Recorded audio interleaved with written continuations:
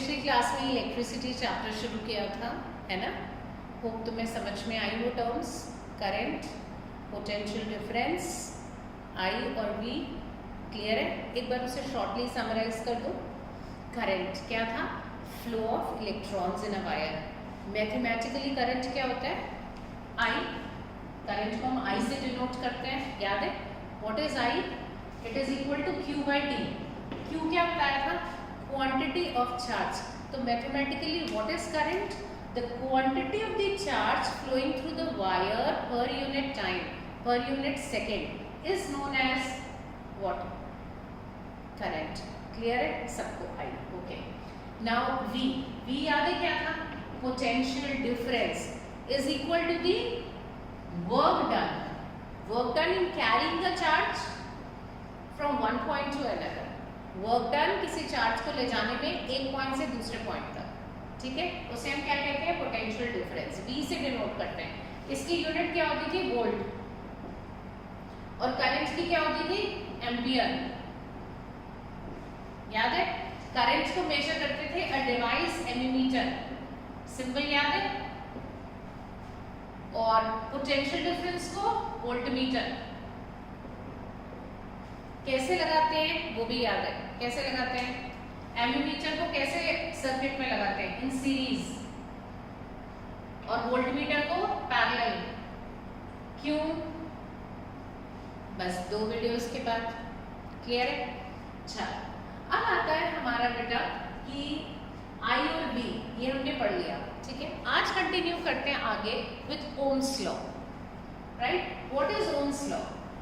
अब इसमें आज जो अब हम पढ़ने वाले हैं इसको बहुत ध्यान से सुनेंगे और समझेंगे, क्योंकि आप जो चैप्टर के सारे न्यूमेरिकल्स हैं वो मोस्टली ओम्स लॉ पर और जो भी कुछ आगे पढ़ने वाले हैं उस पर बेस्ड होंगे। राइट?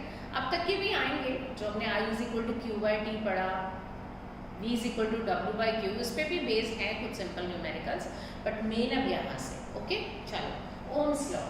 ओम्स लॉ क्या कहता है कि एट कांस्टेंट टेम्परेचर, जब टेम्परेचर कांस्टेंट हो तो जो करंट जो फ्लो करता है किसी वायर में से वो डायरेक्टली प्रोपोर्शनल होता है to the potential difference at constant temperature.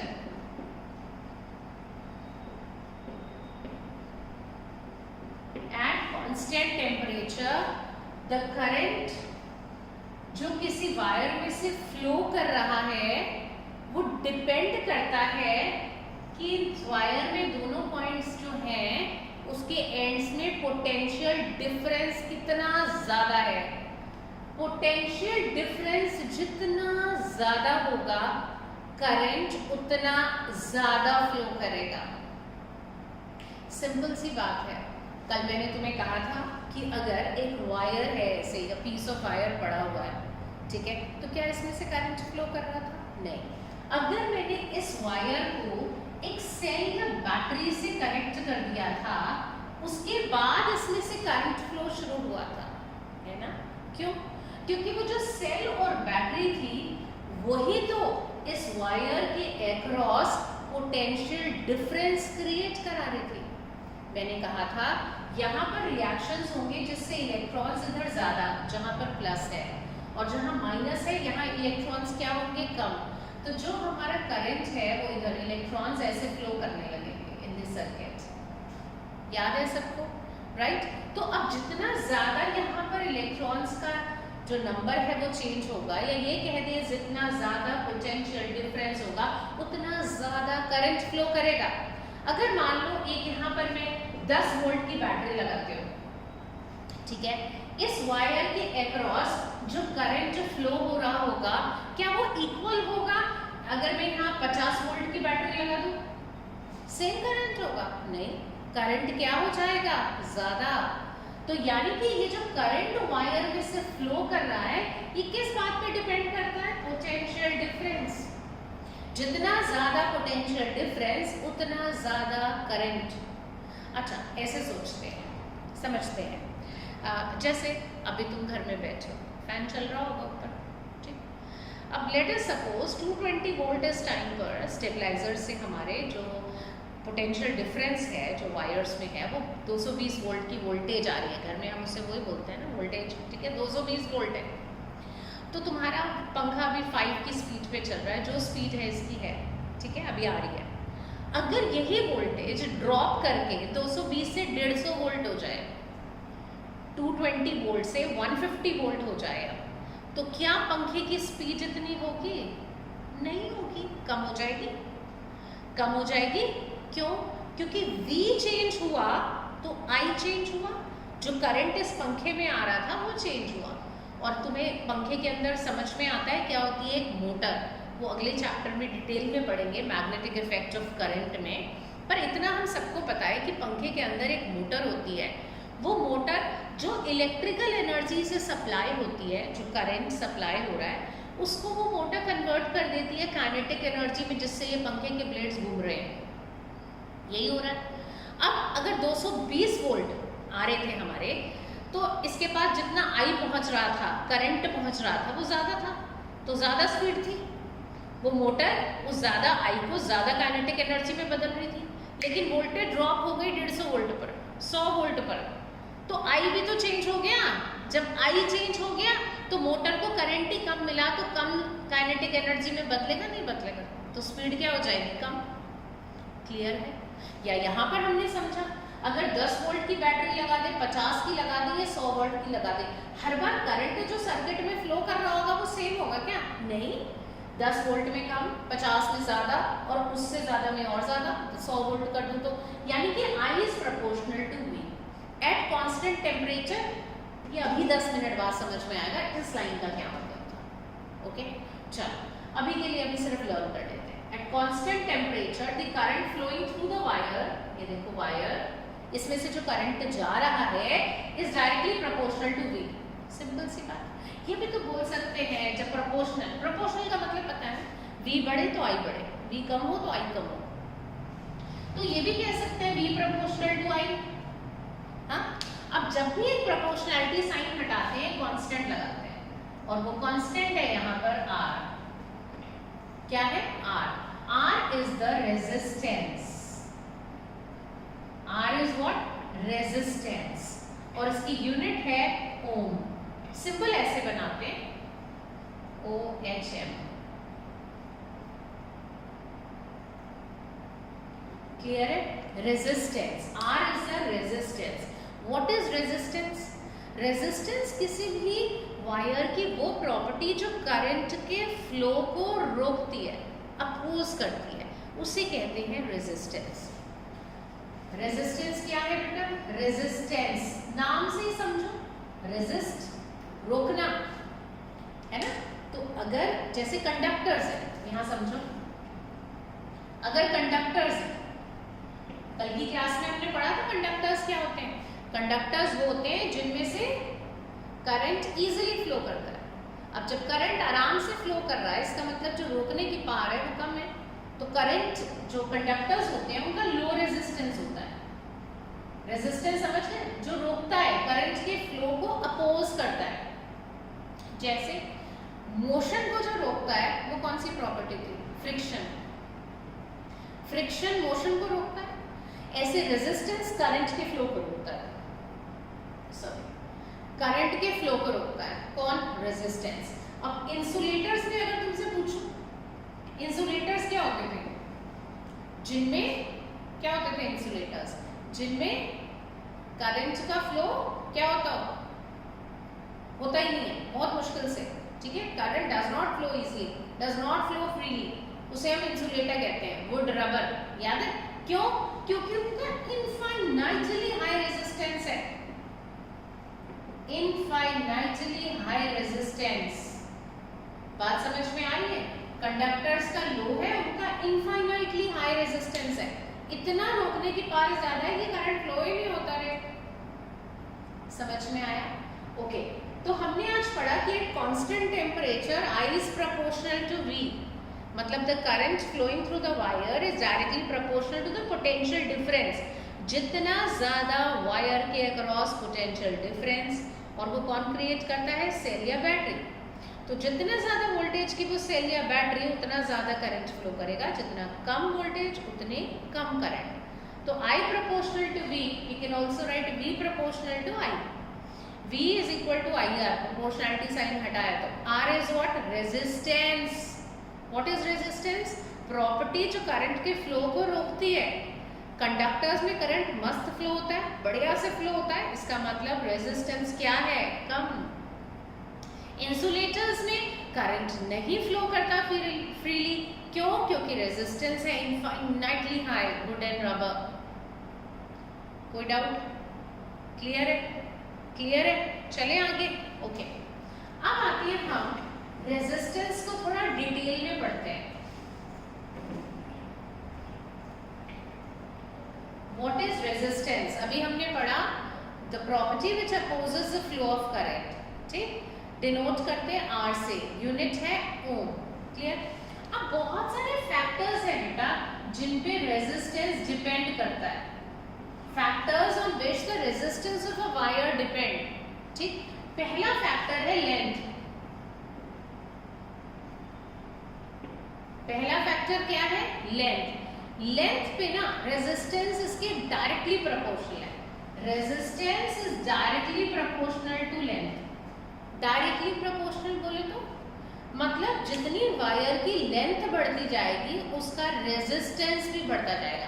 मान लो ये वायर है, इसका रेजिस्टेंस R है, तो अगर ये वायर लंबी होती इतनी, तो अब इसका रेजिस्टेंस भी, अगर ये L डबल हो गया ना, तो रेजिस्टेंस भी डबल। इसे आधा कर दूं मैं, अब मैं तोड़ के कर तो सकती नहीं, इमेजिन कर लो इतनी सी हो गई वायर, आधा हो गया तो रेजिस्टेंस भी आधा। लेंथ बढ़ी, रेजिस्टेंस बढ़ेगा, लेंथ कम होगी, रेजिस्टेंस भी कम होगा। डायरेक्टली प्रोपोर्शनल का सीधा सीधा मतलब ये। कोई doubt? Good. Second, area of cross section. Area of cross section इस पे कैसे डिपेंड करता है बेटा? रेजिस्टेंस इसके इनवर्सली प्रोपोर्शनल होता है बेटा, इनवर्सली प्रोपोर्शनल। 1 अपॉन एरिया लिखा, इनवर्सली का मतलब उल्टा। एरिया बढ़ाओगे तो रेजिस्टेंस कम, एरिया कम करोगे तो रेजिस्टेंस ज्यादा। इनवर्सली प्रोपोर्शनल, ठीक है? जैसे मान लो बेटा ये एक वायर है, ठीक है, ए वायर, ये एक दूसरी वायर है बी वायर। तुमको पता चल रहा है किसका एरिया ज्यादा है? किसका? बी वायर का एरिया ज्यादा है, ठीक। जब एरिया ज्यादा है तो रेजिस्टेंस इसका क्या होगा? कम। Area more, resistance less. इसमें इसके मुकाबले एरिया लेस, रेजिस्टेंस मोर। ऐसा ना एनसीईआरटी के एक्सरसाइज में क्वेश्चन भी आएगा, देखना बाद में जब करेंगे हम लोग, कि एक थिन वायर है और एक थिक वायर है।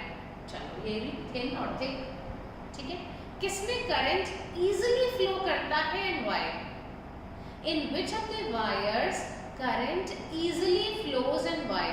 अब तुम बताओ and give the reason in support of your answer.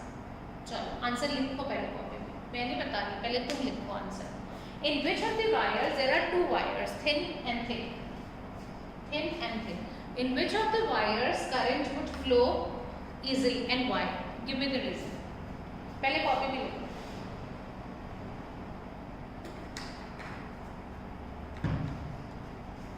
हाँ लिखा, लिखा सब लोग ने? क्या लिखा? किसमें करंट आराम से फ्लो करेगा? Definitely thick wire. क्यों? क्योंकि रेजिस्टेंस कम है। रेजिस्टेंस क्यों कम है? क्योंकि एरिया ज्यादा है। सिंपल सी बात, पहले ये लिखोगे, ये वाला समझाओगे, R इनवर्सली प्रोपोर्शनल एरिया, मतलब R प्रोपोर्शनलिटी साइन 1/8। फिर लिखोगे इस वायर का एरिया ज्यादा है तो resistance would be less. Since resistance is less, current would easily flow. Clear है सबको? चलो अब दो फैक्टर्स और है, पर पहले हम इन्हीं दो से एक और फॉर्मूला डिराइव करेंगे। ओके, अब मान लेती हूँ ये इक्वेशन 1 बन गई मेरी कि भाई रेजिस्टेंस जो है वो लेंथ के डायरेक्टली प्रोपोर्शनल है, और दूसरी मेरी बन गई कि रेजिस्टेंस जो है वो एरिया के इनवर्सली प्रोपोर्शनल है। अगर मैं दोनों इक्वेशंस को कंबाइन कर दूं तो मैं क्या लिख सकती हूँ? लिख सकती हूँ आर प्रोपोर्शनलिटी एल अपॉन ए। जब भी प्रोपोर्शनलिटी साइन हटाते हैं एक कांस्टेंट लगाते हैं, ये रहा वो constant. What is this? Row.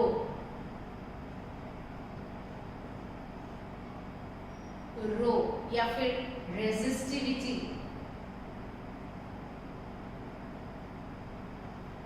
What is rho? Resistivity. अब ये एक फॉर्मूला आ गया हमारे पास, R is equal to rho L upon A. R क्या है?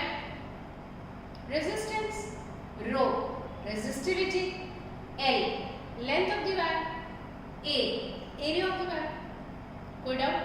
Okay, now what is resistivity? ये क्या है? ध्यान से सुनेंगे और समझेंगे एक बार। अगर मान लो बेटा किसी वायर की लेंथ 1 मीटर हो जाए, तो मैं लेंथ की जगह 1 लिख दूं। किसी वायर की लेंथ 1 मीटर है और जो उसका एरिया ऑफ क्रॉस सेक्शन है उस वायर का वो भी 1 मीटर स्क्वायर है। 1 लिख दिया मैंने वैल्यू। अच्छा, तो 1 तो कुछ होता ही नहीं, तो R किसके इक्वल आ गया? रो के। यानी कि व्हाट इज रो? ध्यान से, रो या resistivity is equal to the resistance. Resistivity is equal to the resistance of a wire which is 1 meter in length and having a cross sectional area of 1 meter square। मतलब हिंदी रूपांतर, अगर कोई wire की length 1 metre है और अगर उसका area of cross section 1 metre square है, तो उस समय पर जो उसका रेजिस्टेंस है वही तो रेजिस्टिविटी है उसकी। अब इंग्लिश में, resistivity is equal to the resistance of a wire which is 1 metre in length and having a cross sectional area of 1 metre square. किसी वायर जिसकी लेंथ 1 मीटर है और area of cross section 1 metre square है, तो उस समय पर उसका जो रेजिस्टेंस होगा वही है उसकी रेजिस्टिविटी। अब इसकी यूनिट रेजिस्टेंस की क्या थी बता दो जल्दी से बोलो। रेजिस्टेंस की ओम, लेंथ की दुनिया जानती है मीटर, एरिया की दुनिया जानती है मीटर स्क्वायर। अब रेजिस्टिविटी की हमें पता करनी है, तो हम ऐसे भी तो लिख सकते हैं R, इसको इधर मल्टीप्लाई कर दो A के साथ, is equal to rho L। अच्छा, रो को इधर ही रहने दो, L को इधर ले जा सकते हो? ऑफ कोर्स ले जा सकती हो। नहीं, rho is equal to R A upon L। चलो, R की यूनिट बोल दो ओम, बहुत बढ़िया। एरिया की बोल दो मीटर स्क्वायर, बहुत ही बढ़िया। लेंथ की बोल दो मीटर, काट दो 1 मीटर से 1 मीटर, मीटर स्क्वायर था ना, कट गया। रेजिस्टिविटी की यूनिट क्या गई? ओम मीटर। रेजिस्टिविटी की यूनिट है ओम मीटर। समझ में आया? एक बार बोर्ड पे शुरू से देखो। फैक्टर्स अफेक्टिंग रेजिस्टेंस, रेजिस्टेंस को अफेक्ट करने वाली फैक्टर्स कौन से हैं? पहला फैक्टर लेंथ, लेंथ बढ़ेगी रेजिस्टेंस बढ़ेगा, लेंथ कम होगी रेजिस्टेंस कम होगा। लेंथ को मैं L/2 कर दूं, रेजिस्टेंस भी R/2। इसे मैं 2L कर देती तो रेजिस्टेंस भी दुगना। एरिया के इनवर्सली प्रोपोर्शन है, एरिया डबल कर दूं तो रेजिस्टेंस आधा हो जाए। बात समझ में आ रही है? एरिया के इनवर्सली प्रोपोर्शनल है, ये बढ़े तो ये कम, ये कम तो ये बढ़े। क्लियर? ओके, अब इन दोनों बातों से हमने ये कंक्लूजन निकाल सकते हैं R proportionality sign L upon A। Proportionality sign हटाते हैं, कांस्टेंट लगाते हैं, हमने लगा दिया rho resistivity. And now what is rho and resistivity? It is equal to the resistance किस वायर का? जिसकी लेंथ 1 मीटर है और area of cross section 1 metre square है, तो उसका जो रेजिस्टेंस है वही रेजिस्टिविटी है। Unit ohm metre. कैसे? इसको मल्टीप्लाई करा, आर आ गया, अपॉन एल कर दिया, यूनिट्स लिख दी, आर की ओम, एरिया की मीटर स्क्वायर, लेंथ की मीटर, खत्म हो गया। क्लियर है सबको? दोनों फैक्टर समझ में आ गए? इससे रिलेटेड भी क्वेश्चंस कराऊंगा, ठीक है। थर्ड फैक्टर क्या होता है? पहले फैक्टर्स पढ़ लेना, न्यूमेरिकल फिर करते हैं। थर्ड फैक्टर क्या है? थर्ड फैक्टर है जिसमें हमारा रेजिस्टेंस डिपेंड करता है, वो है टेम्परेचर। वो क्या है? टेम्परेचर। अगर टेम्परेचर बढ़ेगा ना तो रेजिस्टेंस भी बढ़ेगा, टेम्परेचर कम होगा तो रेजिस्टेंस भी कम होगा। क्लियर? अब जरा ओम्स लॉ पे, जब मैंने तुम्हें कहा था, अभी तो याद कर लो, एट कांस्टेंट टेम्परेचर, बाद में बताऊंगी क्यों, अब समझो उस पॉइंट को। मैंने कहा था एट कांस्टेंट टेम्परेचर, एक फिक्स टेम्परेचर पे 20 डिग्री सेंटीग्रेड की बात हो रही है, तो बस 20 डिग्री सेंटीग्रेड की बात हो रही है, उस समय पर आई वी के प्रोपोर्शनल है, कहा था, है ना। अगर उसी को तुम 30 डिग्री पे ले जाओ, 40 पे ले जाओ, है ना, तो अलग हो जाएगी बात। क्यों अलग हो जाएगी? क्योंकि अगर तुमने टेम्परेचर बढ़ाया, है ना, तो वायर का, उसी वायर का क्या बढ़ जाएगा? रेजिस्टेंस। ये एक वायर थी, ठीक है, 20 डिग्री सेंटीग्रेड पे इसका जो इस टेम्परेचर पे रेजिस्टेंस रहा R, ठीक है ना। अब I प्रोपोर्शनल टू V है। अगर मैं ये कहूँ कि अब 50 डिग्री सेंटीग्रेड पे बात करें तो इसका R ही सेम रहने वाला ना, R ही क्या हो जाएगा? चेंज। क्यों? टेम्परेचर बढ़ा तो रेजिस्टेंस बढ़ेगा, रेजिस्टेंस बढ़ेगा तो करंट जो वायर में से फ्लो होगा ना, वो क्या हो जाएगा? कम हो जाएगा। तो जो करंट चेंज हो जाएगा तो V upon I won't be a constant, क्योंकि तुम जानते हो, हमने अभी पढ़ा था V is equal to I R है, तो R is equal to V upon I है। V अपॉन I डिवाइड करें तो एक कांस्टेंट आना चाहिए R, है ना। तो इस टेम्परेचर पे कुछ और आ जाएगा, इस टेम्परेचर पे कुछ और आ जाएगा, सेम ही रहने वाला। क्योंकि जब टेम्परेचर बढ़ेगा तो क्या बढ़ जाएगा? रेजिस्टेंस। और रेजिस्टेंस बढ़ेगा तो ये I चेंज हो जाएगा, I चेंज हो गया यहाँ पर, तो ये डिवाइड करोगे तो सेम फिगर नहीं आएगी जो पहले आ रही थी, R। रेजिस्टेंस कांस्टेंट होना चाहिए ना, कांस्टेंट समझते हो ना, resistance should be a constant जिसकी वैल्यू चेंज नहीं होती। कैसे? मतलब अगर V 20 वोल्ट है, करंट 1 एम्पियर जा रहा है, तो R कितना आ गया? 20। ऐसे समझ में आ रहा है? चलो, अब V बढ़ा दिया, 40 कर दिया, तो करंट भी बढ़ गया ना, कितना बढ़ गया? 2। ठीक, तो कितना आया? फिर से सोचो, 20। बात समझ में आ रही? बात समझ में आ रही? लेकिन ये सारा डाटा 20 डिग्री सेंटीग्रेड पे चल रहा है, 20 20 20 आ रहा है। यहाँ पर इसे 60 कर दिया तो ये 3 हो जाएगा। लेकिन अगर मैं कह रही हूँ यहाँ पर टेम्परेचर ही बढ़ा दूँ ना, तो ये इसके प्रोपोर्शनल नहीं बढ़ेगा, फिर ये ज्यादा हो जाएगा। क्या? रेजिस्टेंस बढ़ेगा तो ये कम हो जाएगा। जब ये कम हो जाएगा तो ये वैल्यू सेम नहीं आएगी, फिर किसी में कुछ, किसी में कुछ, ये ओम्स लॉ फेल हो जाएगा। इसीलिए बोलते हैं constant temperature I proportional to V। Clear है? चलो, अब यहाँ पे देखो, थर्ड फैक्टर क्या था? टेम्परेचर। टेम्परेचर जिसपे रेजिस्टेंस डिपेंड करता है। 3 पढ़ लिए हमने। पहला कौन सा पढ़ा? लेंथ, दूसरा एरिया, तीसरा टेम्परेचर, और चौथा, फोर्थ, नेचर ऑफ मटेरियल।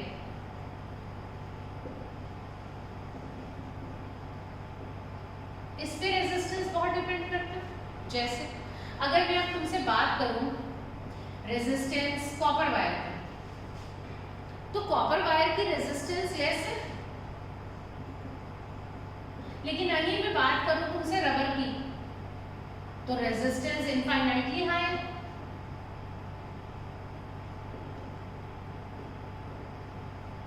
और वहीं मैं तुमसे बात करूं नाइक्रोम की,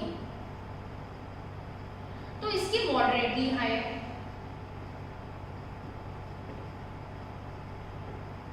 मॉडरेटली हाई रेजिस्टेंस है। क्या मतलब हुआ इसका? ये चीज, एक चीज और समझा दूं मैं तुम्हें। अब रेजिस्टेंस के 4 फैक्टर्स हमने पढ़ लिए। नेचर ऑफ मटेरियल, मतलब कि फोर्थ फैक्टर ये था कि हर एक मटेरियल की रेजिस्टेंस ही अलग है। कॉपर की बहुत कम है तो रबर की बहुत ज़्यादा है, तो नाइक्रोम की समवेयर इन दोनों के बीच में है। ना कॉपर जितनी कम ना रबर जितनी ज़्यादा। क्लियर है? चारों फैक्टर समझ में आ गए। अब इस चीज़ को, नाइक्रोम वाले पॉइंट को, इस पॉइंट को एक बार दोबारा समझते हैं अलग तरीके से। क्या करो, अभी तक ना मैंने तुम्हें ये बताया था कि सब्सटेंसेस दो तरह के हैं, कंडक्टर्स और इंसुलेटर्स। आज हम एक नई टर्म पढ़ेंगे, रेजिस्टर्स। क्या पढ़ेंगे? रेजिस्टर्स। एक्चुअली में रेजिस्टेंस के बिहाफ पर हम सब्सटेंसेस को तीन ग्रुप्स में क्लासिफाई कर सकते हैं। रेजिस्टेंस के बिहाफ पर कंडक्टर्स जिनका रेजिस्टेंस बहुत ही लो है, इतना कम है कि करंट बड़े प्यार से इनमें से फ्लो करता है। इंसुलेटर्स इतना हाई है, इनफाइनाइटली भयंकर हाई, कि करंट ऑलमोस्ट जा ही नहीं पाता। जैसे गुड पढ़ चुके हो ये दोनों बातें। इनके बीच में एक और चीज आती है, resistors. Moderately high resistance, moderately high. Moderately high का मतलब ना इतना कम ना इतना ज्यादा रेजिस्टेंस जितना इंसुलेटर में होता है। इन्हें हम कहते हैं रेजिस्टर्स। स्पेलिंग्स पे ध्यान दें, TORS, रेजिस्टर्स। ये है एग्जांपल इनके, यहाँ लिख देती हूँ। नाइक्रोम, कॉन्स्टेंटन,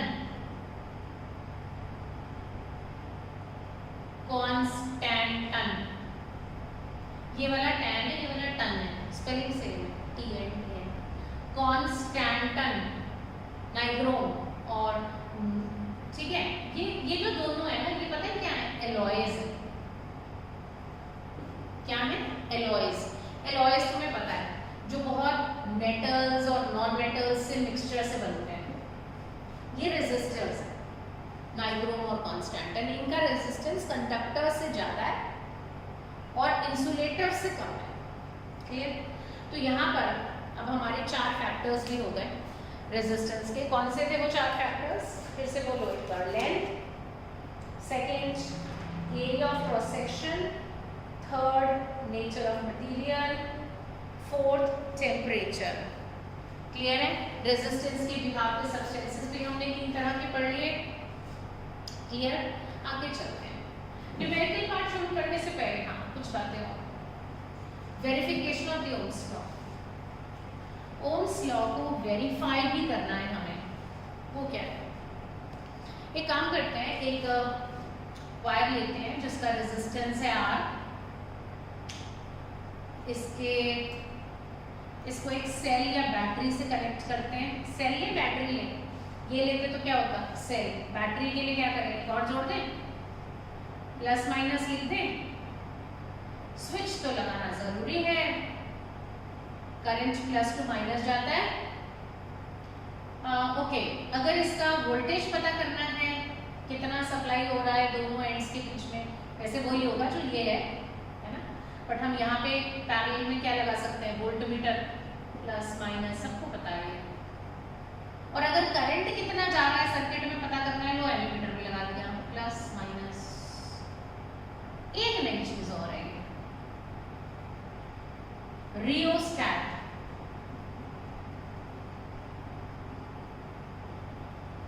ये करंट जा रहा है मतलब की बंद है। करंट हमेशा ना प्लस टू माइनस जाएगा। यहाँ देखो, इसे देख लो, प्लस से माइनस। यहाँ देख लो, ऐसे जा रहा होता तो प्लस से माइनस, ऐसे इसमें जा रहा है प्लस से माइनस, हर एक में ऐसे जाना चाहिए। अगर किसी ने ये लगा दिया ना यहाँ पर, हाँ तो सर्किट गलत है, माइनस टू प्लस जा ही नहीं सकता। ऐसे चल रहा था तो यहाँ प्लस होना चाहिए और यहाँ माइनस। क्या मेरी बात समझ में आई? चलो बहुत बढ़िया। ओके, अब क्लियर है? क्लियर है? अब ये समझ लो कि ये हमने एक सेटअप करा, ये एक इलेक्ट्रिक सर्किट है। सर्किट सबको पता है क्या होता है, हम पढ़ चुके हैं पिछली क्लास में। क्या पढ़ा था हमने? सर्किट है क्लोज्ड और कंटिन्यूअस पाथ, है ना, जिसमें रेजिस्टेंस है और डिवाइसेस हैं across the terminals of the battery. एक स्विच है, ठीक है। And a closed end continuous path जिसमें से क्या फ्लो कर रहा है, करंट, स्विच क्लोज्ड है। अब ये रियोस्टैट क्या करता है, रियोस्टैट जो होता है ना, द अमाउंट ऑफ करंट को सर्किट में चेंज करता है। The amount of current flowing in this circuit को क्या कर सकता है, चेंज। एक ऐसा सा डिवाइस है जिसके ऊपर एक स्लाइडिंग कॉन्टैक्ट होता है जो मूव कर सकता है। जैसे ये सोच लो एक डिवाइस और ये इसके ऊपर एक स्लाइडिंग कॉन्टैक्ट है जो मूव कर सकता है फ्रॉम योर राइट, ये मेरे राइट से लेफ्ट की तरफ, ठीक। तो सबसे पहले हमने स्लाइडिंग कॉन्टैक्ट को हमने क्या करा, की इंसर्ट करी, सर्किट कंप्लीट हो गया, करंट फ्लो कर रहा है, वोल्टमीटर एमीमीटर पे जो भी रीडिंग आई हमने नोट करी, वोल्टमीटर और एमीमीटर पर ये V की रीडिंग या I की रीडिंग नोट कर ली हमने, पहली रीडिंग, ठीक। अब इसमें से स्विच निकाल दो, चलो सर्किट ब्रेक हो गया। ये जो स्लाइडिंग कॉन्टैक्ट इस साइड पर था इसको थोड़ा सा आगे कर दो, मतलब जिससे अमाउंट ऑफ करंट जो सर्किट में है वो क्या हो जाए, चेंज कर दिया, थोड़ा सा स्लाइड आगे कर दिया। अब क्या करो, की फिर से इंसर्ट करो, की फिर से इंसर्ट करी, क्या होगा, रीडिंग चेंज होगी, ये चेंज होगी, ये भी चेंज होगी। अगली रीडिंग भी नोट कर लो, V और I जो भी वोल्टमीटर एमीमीटर पे रीडिंग आई कर ली, वापस की निकालो, सर्किट तोड़ दो, सर्किट तोड़ दो, स्लाइडिंग कॉन्टैक्ट से थोड़ा रियोस्टैट से आगे और चेंज कर दो, ठीक है। जब रियोस्टैट से और चेंज कर दिया तो अमाउंट जो करंट का फ्लो हो रहा था सर्किट में वो चेंज हो जाएगा, चेंज होगा। अब फिर से VI की रीडिंग क्या कर दो, नोट, क्योंकि I प्रोपोर्शनल टू V है, V प्रोपोर्शनल टू I है, I चेंज होगा तो V भी चेंज होगा। ये रीडिंग सब सारी नोट कर दो। चलो मान लो ये 10 थी, ये 1, ये 20 थी, ये 2, ये 33 और ये 3, क्लियर सबको। अब क्या करो, इन हर एक में V अपॉन I करो। पहला केस 10 अपॉन 1 क्या आया, 10, this is R, V upon I R होता है रेजिस्टेंस ऑफ द वायर, इस वायर का रेजिस्टेंस है 10, क्लियर है, ये आ गया। सेकंड 20 अपॉन 2, फिर से कितना आया, 10, R कांस्टेंट है, आया ना कांस्टेंट, 10 का 10 ही आया ना। थर्ड 30 अपॉन 3 आ गया 10, देखो R इज अ कांस्टेंट, आ रहा। अब तुम देख रहे थे बार बार सर्किट में मैं क्या करती थी, फिर से वो टेम्परेचर वाली बात समझो, मैं बार बार सर्किट को तोड़ती थी और पता है कीज निकालते ज़्यादा देर के लिए, इसमें जो प्रिकॉशन लेना है इस एक्सपेरिमेंट में वेरिफिकेशन करते टाइम, निकालना ज़्यादा देर के लिए, इस की को इंसर्ट कम देर के लिए करना। इंसर्ट करा, फटाफट रीडिंग नोट करी, निकाल दो की, खत्म, सर्किट तोड़ दो। लगातार करंट फ्लो नहीं होना चाहिए, कारण क्योंकि अगर लगातार करंट फ्लो करा, वायर्स कॉपर की हैं, रेजिस्टेंस कम है, पर है तो जब रेजिस्टेंस करंट तुम लगातार फ्लो करोगे रेजिस्टेंस की वजह से, रेजिस्टेंस रोकेगा उसे, तो क्या प्रोड्यूस होगी, हीट एनर्जी। मोशन को जब फ्रिक्शन रोकता है तो हीट प्रोड्यूस होती है, करंट को रेजिस्टेंस रोकेगा तो क्या प्रोड्यूस होगी, हीट। वायर में क्या प्रोड्यूस हो जाएगी, हीट। अगर हीट प्रोड्यूस हो गई, टेम्परेचर बढ़ गया वायर का, जब टेम्परेचर बढ़ जाएगा तो रेजिस्टेंस बढ़ जाएगा, रेजिस्टेंस फिर कांस्टेंट थोड़ी आएगा, यहाँ 10 आएगा, यहाँ 11 आएगा, यहाँ 12 आएगा, ये ज़्यादा भी हो सकता है, तो फिर R कांस्टेंट ही नहीं रहेगा, तो ओम्स लॉ ही फेल हो गया। ओम्स लॉ तो कहता है V upon I is equal to R। इसीलिए जो सबसे बड़ा प्रिकॉशन है वो ये है कि आपको की को इंसर्ट कम देर के लिए करना है, सर्किट में निकालना ज़्यादा देर के लिए है, जिससे कि वायर्स का टेम्परेचर वही रहे। अगर ज़्यादा देर तक करंट गया तो हीट प्रोड्यूस हो जाएगी, अगर हीट प्रोड्यूस हुई तो वायर्स में टेम्परेचर बढ़ जाएगा, और अगर टेम्परेचर बढ़ गया क्या होगा, रेजिस्टेंस बढ़ जाएगा, तो रेजिस्टेंस कांस्टेंट थोड़ी आएगा, फिर नहीं समझे, समझ गए।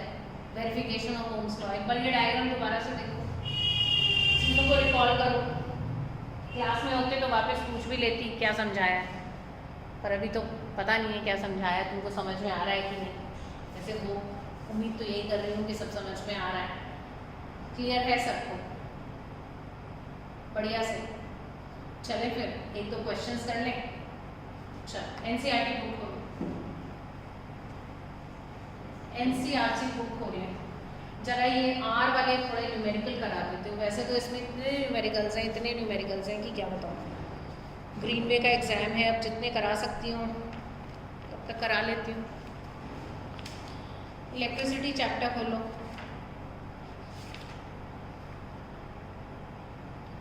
Page number 207।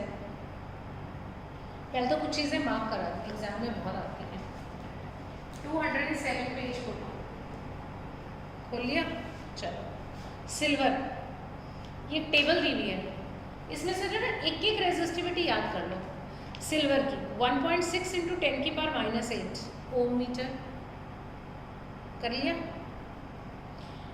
कॉन्स्टेंटन की कर लो 49 इंटू 10 की पावर -6, या नाइक्रोम कर लो, वो ज़्यादा आसान है, 100 इंटू 10 की पावर -6। सिल्वर की बोल दो 1.6 इंटू 10 की पावर -8 ओम मीटर। नाइक्रोम की बहुत आसान है, जल्दी से बोल दो 100 इंटू 10 की पावर -6 ओम मीटर। और एक ऐसा करो, इसकी कर लो, रबर की कर लो 10 की पावर 13 से लेकर 10 की पावर 16। ठीक है, ठीक है। अब तुम देख रहे हो रेजिस्टिविटी, रेजिस्टिविटी याद आया क्या था? Resistivity is equal to the resistance of a wire which is 1 metre in length and having a cross sectional area of 1 metre square. तो सिल्वर की वायर है, नाइक्रोम की वायर है और रबर है। तो अब ये मान लो अगर 1 मीटर 1 मीटर 1 मीटर और 1 metre square 1 metre square 1 metre square, तो इनका रेजिस्टेंस ये है। अब सबसे ज़्यादा रेजिस्टेंस कम किसका है? सिल्वर। तभी तो कंडक्टर है, करंट बहुत बढ़िया फ्लो होता है, रेजिस्टेंस इतना कम है। रबर की बात करें तो इतना हाई है, देख रहे हो 10 की पावर 13 से लेकर 10 की पावर 16, इतना हाई रेजिस्टेंस से करंट जाता ही नहीं। और नाइक्रोम कुछ में मॉडरेटली हाई रेजिस्टेंस जा सकता है, करंट जाएगा भी इसमें से, लेकिन हीट प्रोड्यूस होती है। This is heating effect of current, chapter के लास्ट में पढ़ेंगे। क्लियर है? पर ये ज़रूर है, यहाँ पर एक चीज़ समझ सकते हो कि हम ये जो एलॉयज है, नाइक्रोम, ये सब हीटिंग डिवाइसेस में यूज़ करते हैं।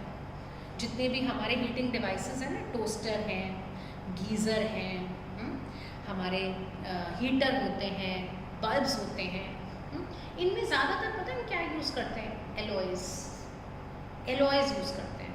जैसे आयरन है, जैसे कपड़े प्रेस करते हो तुम, है उसमें नाइक्रोम होता है। क्या होता है? नाइक्रोम। क्यों यूज़ करते हैं? देखो, जब नाइक्रोम एक रेजिस्टर है, हाई रेजिस्टेंस है, जब करंट उसमें से जाएगा तो रेजिस्टेंस हाई है तो वो रोकेगा ना। जब वो रोकेगा तो क्या प्रोड्यूस हो जाएगी? हीट। उसी हीट से तो तुम कपड़े प्रेस कर लेते हो। टोस्टर है, नाइक्रोम है, उसके अंदर क्या होगा? जब तुम क्या भेजोगे? करंट। उसमें कोई एलॉय यूज होता, एलॉय का रेजिस्टेंस क्या होगा? हाई। जब तुम करंट उसमें से भेजोगे तो हाई रेजिस्टेंस की वजह से क्या प्रोड्यूस हो जाएगी? हीट। उस हीट से तो तुम्हारे टोस्टर में जो ब्रेड रख रहे हो वो सिक रही है। गीजर क्या है बीच में? एलॉयज। क्यों? जब तुम करंट भेजोगे, स्विच ऑन करोगे, करंट जाएगा, रेजिस्टर है उसके अंदर, रेजिस्टर क्या करेगा? हाई रेजिस्टेंस है, करंट तुम भेज रहे हो, रेजिस्टेंस हाई है, रोक रहा है वो ज़्यादा करंट को, तो क्या प्रोड्यूस हो जाएगी? Heat energy. उसी से पानी गर्म होगा तो सर्दियों में उसी से नहाते हो। बात समझ में आई? Heating effect of current, heat produce हो जाती है करंट से। जब करंट को रेजिस्टर में से भेजो तो शर्त है कि किस में से जाए? रेजिस्टेंस। कॉपर वायर में भी होती है, ऐसा नहीं है कि कॉपर में हीट नहीं प्रोड्यूस होती, रेजिस्टेंस कम है पर है तो उसकी वजह से हीट प्रोड्यूस होती है। तभी तो गर्मियों के दिनों में हमारे जो पंखे होते हैं वो फूक गए, जो हमारे कूलर की मोटर है वो फूक जाती है, क्योंकि हम इन्हें घंटों तक चलाते हैं। घंटों तक चलाने से क्या होता है? कॉपर की कॉइल है, पंखे की जो मोटर है उसमें कॉपर की कॉइल है, ठीक। तो अब कॉपर की कॉइल में क्या होगा? जब तुम घंटों तक करंट भेज रहे हो, हीट एनर्जी कम प्रोड्यूस हो रही है क्योंकि रेजिस्टेंस कम है कॉपर का, लेकिन हो तो रही है। जब घंटों तक करंट भेजते रहोगे, घंटों तक पंखा चला रखा है, तो घंटों तक क्या प्रोड्यूस हो जाएगी? हीट। उस हीट से वो कॉइल ही हो जाती है। बात समझ में आ रही है सबको? चलो ओके, अब ये सब समझ में आ गया। अब जरा न्यूमेरिकल कर लेंगे। पेज नंबर 208, पेज 208 बेटा, ये वाले 4 न्यूमेरिकल्स हैं। एक काम करो, आज तुम इन्हें ट्राई करो। एग्जाम्पल 12.3, 12.4, 12.5 और 12.6, ये आज तुम चारों करो क्वेश्चंस। और इससे पहले 12.1 कौन सा था भाई, और 2, उन्हें भी कर लो। 12.1 और 2 कर लो, राइट। ये आज तुम करो, मैं ये कल की क्लास में डिस्कस करूँगी, ठीक है? क्योंकि जब तुम एक बार अपने आप ट्राई कर लोगे उसके बाद बताऊँ तो ज़्यादा अच्छा होता है चीज़ों, ठीक है? और कल आगे कंटिन्यू करते हैं।